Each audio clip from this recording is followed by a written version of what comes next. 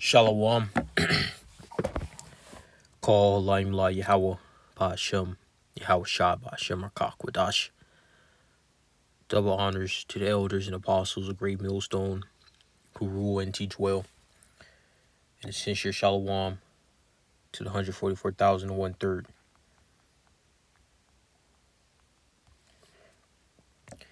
And I came across this video, had it in my playlist, and the spirit hopped on me because over the years and centuries and whatever, humanity evolved, weapon, technology increased. You had, back then King David had a sling, right? Then you got, first you had the, what is it called? The atlatl. It was like one of the first type of long projectile weapons, an atlatl, which is basically just a stick being propelled by another stick to make it more powerful than throwing a spear. Then you had the sling and the bow and arrow and a crossbow, then a musket, AR-15, cannonballs. Then you had howitzers, and now you got missiles, and now ICBMs. And then you have drones and fighter jets, right? All these things, the Most High Yahweh invented them to bring war, to have more effective bloodshed, okay? The Most High Yahweh created a fighter jet, ICBM, so on and so forth. This is Isaiah 9:5. For every battle of the warrior is with confused noise and garments rolled in blood, but this shall be with burning and fuel of fire. All right, and this is going primarily into World War III and the destruction of this place known as America, United States of America, which just shows you how prophetic these scriptures are. All right, for it to blatantly mention, this level of technology, right? Burning and fuel of fire. When you look at all these modern weapons, what do they use? It gives off fire when it's ignited. Burning and fuel of fire. Can't get any more plain than that. You see? Let's get this right here. Because the weapons that are in the markets today are far more dangerous, impactful than weapons even 100 years ago, even 50 years ago, even 20 years ago. There wasn't these Dorito style suicide drones, and these FPV style drones. These things weren't commonplace.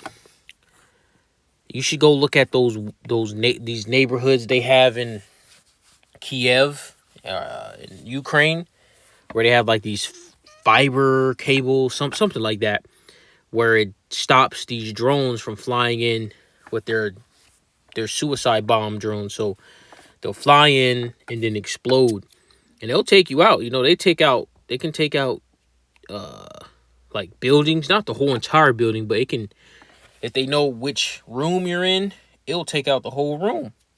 It'll explode through the wall, burn you up. All right.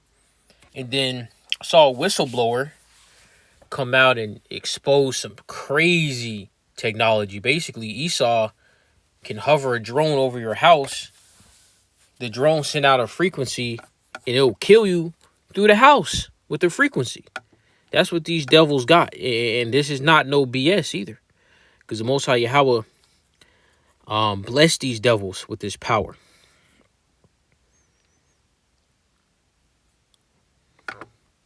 Let's get this right here.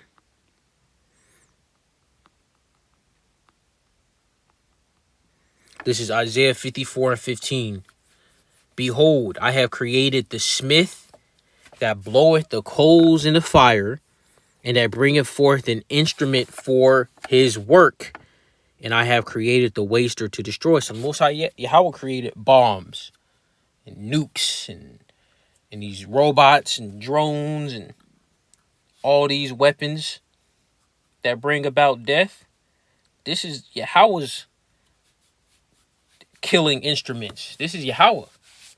All right. Of course, he's using it on the left hand side. Satan, Esau, these other nations.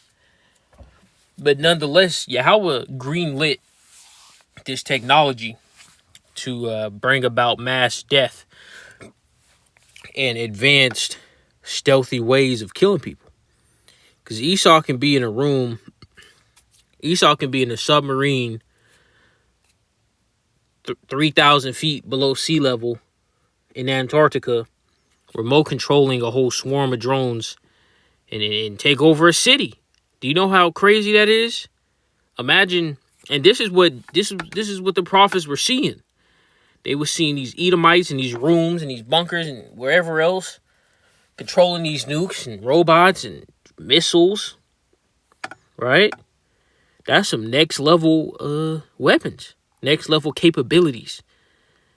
Let's further go into that. Let's further show you how disastrous these times are going to be and are currently are. This is Daniel 12, the 12th chapter, from the top, verse 1.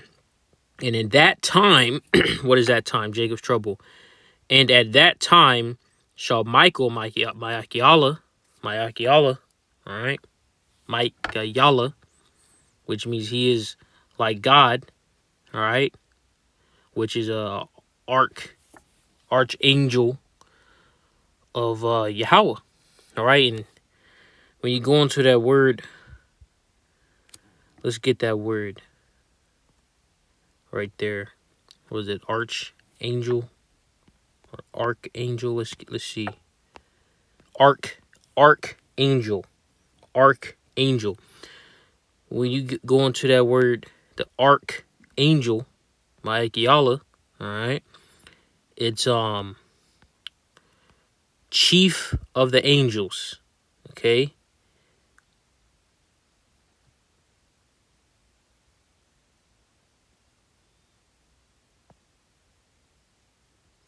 Which, as you can see right here, chief of the angels. So Michael, all right, he was created to have a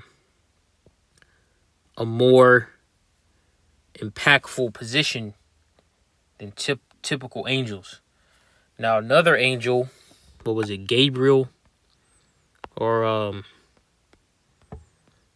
think so. Let me see.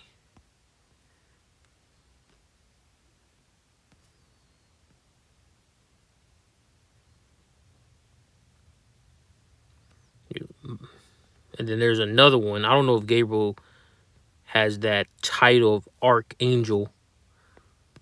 Let's see.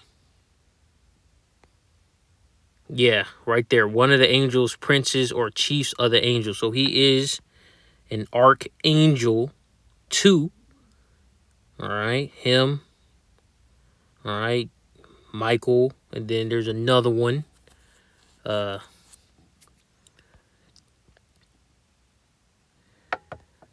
I think there was one with Tobit. I think Gabriel was with Tobit. Might be mistaken. But there is another one. I think this is it right here. Revelations, the 8th chapter. I forget which angel this was right here. I don't know if the name, I can't remember. But nonetheless, the point was made right there. All right, Michael, all right, one of the chief angels is going to put in work. Let's go back to it. Daniel 12 and 1. And at that time shall Michael stand up, the great prince, which standeth for the children of thy people. And there shall be a time of trouble, such as never was since there was a nation, even to that same time. And in that time thy people shall be delivered, and every one that shall be found written in the book, which is the elect. All right, that's the only people written in the Lamb's Book of Life, the elect, and the elect are exclusively Israelites. So this time of trouble is going to be what? You're going to have these drones, you're going to have these robots, you're going to have all these other uh, disastrous things, Esau releases. You're going to have, you know, pieces of land breaking off, the geography of the land altering dramatically. I forget where I seen something at, but it was like an earthquake simulator with California and like Nevada and Arizona. I think it was like a fault line or something, some type of fault line. And if something, Esau got the earthquake. Of course, these devils wouldn't want to destroy Babylon the Great, but they can do it to somewhere else. They can use the earthquake. When I mean these devils, I mean these Edomites that live and control Babylon the Great. They don't want to destroy this place. That's just backwards. But they can do it to somewhere else. Trump or whoever else is in office, whoever else is, the lackeys of these bankers, they could send an earthquake generator to the UK or France and split it up. Anything could happen. You can't take these things out of consideration. But nonetheless, the fault line it was some fault line in California, and I think it broke off in other states. And if they did a simulator, if like a massive earthquake hit, it would displace like tens and millions of people, and they would have to all mass migrate more eastbound. So guess what? Things like that are going to happen. You're going to have these crazy events that's going to displace, in a single country, millions of people, tens of millions of people, because of floods, plagues. The Most High Yahweh could send a whole plague of like crickets, locusts, hornets, bees. He could send a billion. What are them things called? Chinese hornets. I think that's what they're called. Chinese hornets. They're super big. They're like 2 inches long. And they kill people. There's been recorded, confirmed deaths of them killing people. And I used to look at that stuff quite a while ago. Maybe, I don't know, 7-8 years ago. I would watch videos like gory stuff. I mean, I still watch gory stuff now, but I was super heavy into it in middle school and high school. And I seen this video, and like it showed the aftermath, like the damage these hornets did, man. And they had looked like almost like gunshot wounds, man, from them like the stinger will leave like a decent sized chunk hole up in your body. So imagine 1 billion of those just swarming a city, trillions of them swarming a city. That city is cooked. Everybody's going to be trapped inside. They're going to, and hey, they may find a way in your house, your chimney, like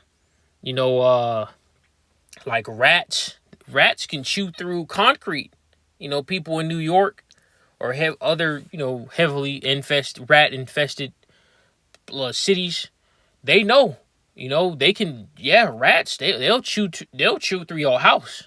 The Most High Yahweh just didn't put the spirit on them to actually do those things to people. They're just, trying to build a nest somewhere. But if the Most High puts them on a hunt, they'll chew through your house, man. And they'll swarm your house and take you out. And the Most High Yahweh is going to plague this place just like that. Let's get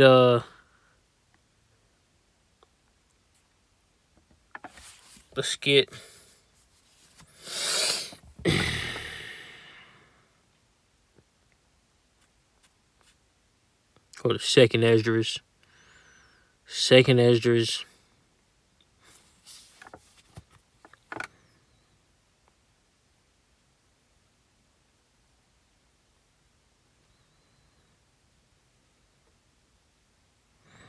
Second Esdras 5 and 12.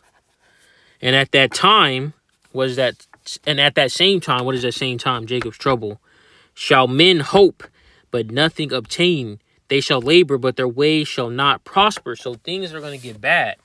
You know, these homesteaders, these people that got plans to escape, live out in the mountains, you know, grow potatoes and I don't know, milk cows and grow apple trees. That may work out for a year. You start feeling comfortable, and guess what? Boom, a plague hits you. All your crops die out, they rot. Now you're starving. Guess what? You're gonna eat your children. You know, you're gonna eat your children. You're gonna eat each other. And if you don't eat each other, you're gonna go out and eat other people, right? Cannibalism. So you can't escape. Nobody's gonna be able to escape, but the elect.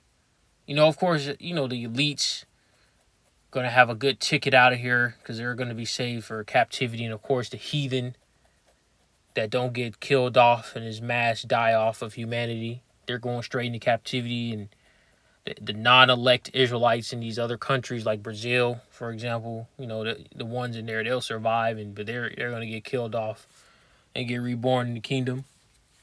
But they don't have no guarantee. You see, the elect is gonna have a guaranteed survival rate. It's not gonna be like, oh, you're in Jacob's trouble.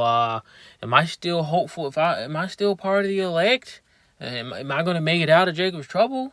I don't know. I mean, it's very evil and chaotic out here. I hope I make. Nah, that's not how that's gonna be. You know, the elect. We don't know exactly how it's gonna happen, but the Most High Yahweh did leave a very obvious clue. Let's get that. What is it? 2nd Ezra 16. I'm sure it is. Let's see. 2nd Ezra 16 chapter. And let's see. 2nd Ezra 16 chapter. Okay, perfect. 2nd Ezra the 16th chapter and verse 70. For there shall be in every place and in the next cities a great insurrection upon those that fear Yahweh. Is this just figuratively? Like, it's not literally. No, it's going to be everywhere. It's going to be wherever humanity dwells, right? You got people in Antarctica. You got people in Germany, South Africa, Congo, Russia, Japan, Chile, Paraguay, Uruguay, Costa Rica, Canada, and of course, the great magnified country Babylon the Great. For there shall be in every place and in the next cities a great insurrection upon those that fear the Lord, which ultimately the main target is the elect, all right? But Israel as a whole is going to be on a chopping block. They shall be like mad men, sparing none, but still spoiling and destroying those that fear the Lord. So you're going to have some of the elect get killed off, martyrs. Then you're going to have the 2/3. You're going to have the other non-elect Israelites in these other countries, these other nations, kingdoms, right? Verse 73, here's the main point. Oh, wait. I'm going to read verse 72. For they shall waste and take away their goods. So they're going to break in your house. You're going to have food, canned goods. You're going to have antibiotics. You're going to have you're going to have all these, supplies in this apocalyptic type world, or even before it did, right? Martial law just broke out, whatever. Right? They're going to break in your house and they're going to take your stuff. Yeah, in martial law, once martial law is declared, the Constitution is literally gone away. Now, yeah, you have people saying, oh, the Constitution doesn't really hold up now. Yes, it does. Yes, it does. The Constitution still holds weight right now. But once, martial law, like they go on the TV, whatever, and it's like, hey, we're in martial law, the Constitution is over with. The military can legally kill you, take your stuff. They can do whatever they want. Literally, when it's martial law. Legally, under Esau's system, right? They can just take whatever, do whatever. They shall be like madmen, sparing none, but still spoiling and destroying those that fear the Lord. They shall waste and take away their goods and cast them out of their houses. So they're going to break in your house, take your stuff, take you out, send you a concentration camp, or execute you right there, take you to the concentration camp, offer the MOTB, however they do it, Verse 73, here's the main point. Here's the whole reason why I'm reading 2nd Ezra 16 chapter. Then shall they be known who are my chosen, and they shall be tried as gold in the fire. So it's not going to be no more hopeful. Like, it's not going to be no more guessing. And that's going to, that people's spirits are going to change, because when you know you're part of the elect, it's gonna be a transformation. It's gonna be a transfiguration at that point, because you know you're gonna make it. Like, you know what your position is at that point. So you got a guaranteed spot, right? It's guaranteed now. You know, you can go crazy, right? In righteousness, of course, you ain't gonna be no wicked person, right? You ain't gonna do no wickedness, but you gonna cut loose, right? You probably gonna get a little reckless. You know what I'm saying? Because that's just how it is, right? I mean, look at King David. You know, King David was he was a savage. The Most High Yahweh would tell him, "Hey, yo, you gonna win this war." And what did King David go out there and do? Kill thousands of people. I think it was what King Saul said, "If you want my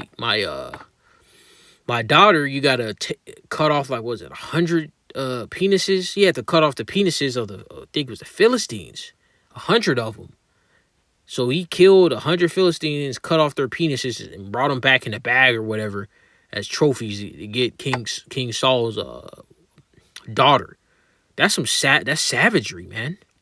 So that's that spirit coming back too. It's gonna be way worse than that, because the Most High Yahweh is gonna put his elect in a position to need more than what King David was, because King David didn't have to deal with no drones and robots and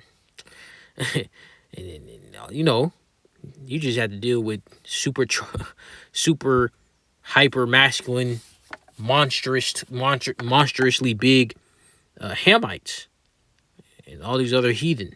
Because, you know, people back then were stronger than they are now, including the other nations. You know, Esau was stronger back then, Ammon, Moab. It wasn't just us. You know, of course, we have exponentially gotten weaker. Exponentially. You know, Jake, even the most physically, like you could take a John Jones, right? John Jones is by far the most physically dominant man in combat, hand-to-hand combat on a planet Earth. Even John Jones against 3 to 4 men, he's getting beat up.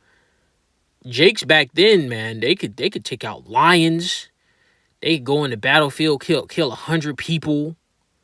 You know, we have exponentially weakened, but that power is coming back. Actually, no, the power is gonna come even more.